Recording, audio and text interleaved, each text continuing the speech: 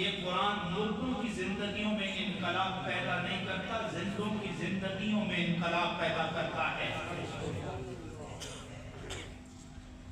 اور اس کو پڑھنے اور پڑھانے والے کو فقط دنیا کے لیے رکھ دیا ہے۔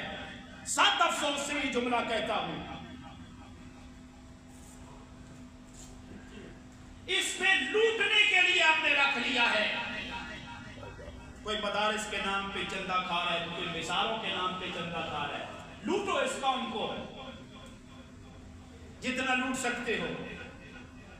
یہ مٹی بڑی زرخیز ہے، لیکن افسوس ہے سجدہ خالق کو ابلیس سے یارانہ بھی عشر میں بتا کس سے عقیدت کا صلہ مانگے۔ دو رنگی کو چھوڑ دو، یک رنگ کو چھوڑ۔